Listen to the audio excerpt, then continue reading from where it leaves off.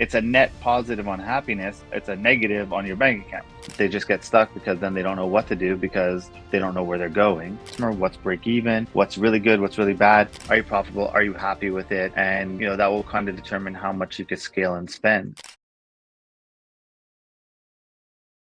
From a Facebook ad side of thing, 60 to 70% of your budget should be on top of funnel. So 10% of your budget should go to testing, and then the remaining budget should be split like 60-40 at a minimum, 70-30, if you can, on bringing new customers in. You shouldn't be relying on paid media to bring in your existing customers that you have your list. So as you scale, obviously that will go down. It'll become a bit 60-40, but when you have a smaller budget, most of it should be going towards bringing in new people. And then the number you're looking for is kind of like, what are you paying to acquire a new customer? And are you profitable? Are you happy with it? And, that will kind of determine how much you could scale and spend. So that's kind of what we look at is, all right, so we're acquiring customers for this amount, but we know they're going to buy from us 5 more times, so we're okay. What's a profitable acquisition for a new customer cost to acquire a new customer? What's break even? What's really good? What's really bad? The metrics and benchmarks are determined by you, though.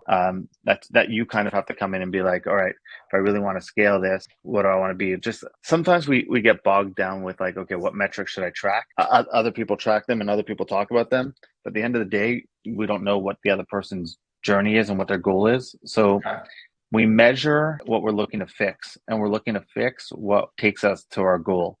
So it all starts with a goal in mind. I want to acquire 10,000 new customers this month, and I want to do it at a CPA of under $15, just making that up. Well, now we got to measure the right things that lead to that. And how do we do that? There's many ways to help people, right? You can help people by giving to charity. You can help people by smiling at them when you cross them on the street. You could help people by coaching them.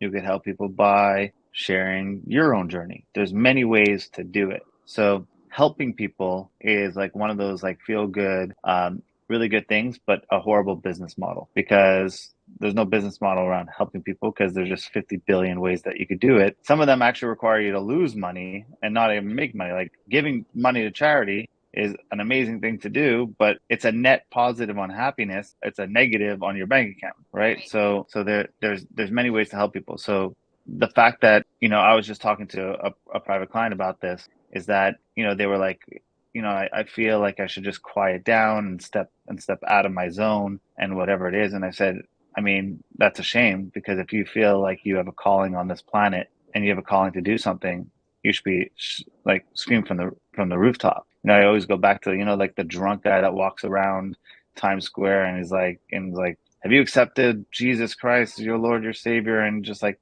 and he's like preaching and he's drunk, talking to himself and whatever. And everyone's like, that's a crazy guy.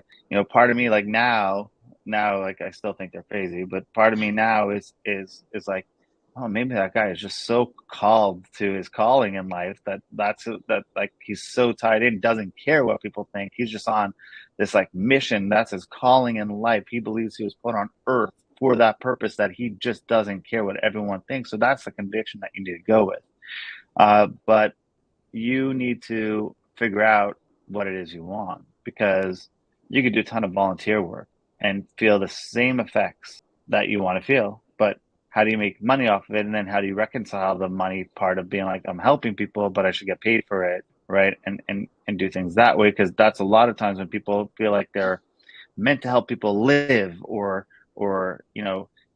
come out from their darkness. There's like, well, how do I charge for that, and how do I make money for that, and how do I build off that, right? So we just got to figure out what the model is going to look like, and that comes again from the end of the day. You wake up. The year's 2033. You wake up. What does your perfect day look like? What are you doing? Right? How are you spending your time? Right? What does the hippie soul look like? So, we do this for ourselves a lot of times. We're like, okay, so here's how I want to live. I want to wake up at 9, eat breakfast, go outside, have coffee. Then I want to work from 10 to 12 and then call it a day and be with my family and travel the world and whatnot. All right, cool. That's a good life. What does the business look like that's going to give you that lifestyle to do that, right? How much money do you need in order to do that?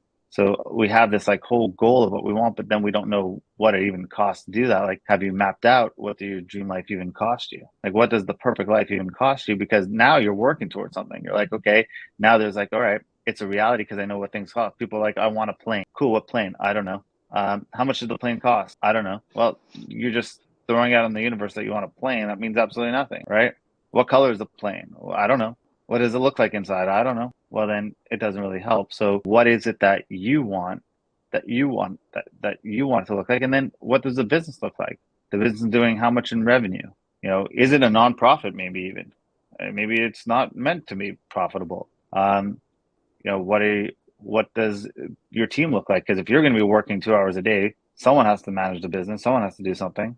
Is it just you? Look, there's some people who want to work 2 hours. Okay, cool. Well, how do you get there then? You need a team, right? You're going to need a big team. In order to support a team, you're going to have to be doing X amount of revenue. How are you getting that revenue? What does your pricing model look like? What are you offering for that revenue? So you see where it starts to get a little bit more clear. And then the direction starts to come because you're like, cool, this is getting real. I'm starting to think about these things. All right, what do I have to say in order to get those customers now? How does it start? How does the conversation begin? What's my first step? And then we start, you got, Right. in order to climb the top of the mountain, you got to know that you're going to the top of the mountain. And then you got to Right. reverse engineer from there. Like climbers, they look at the top and then they have a map of from the top all the way down to the bottom of all the obstacles they're going to face along the way. And that's how they're able to climb.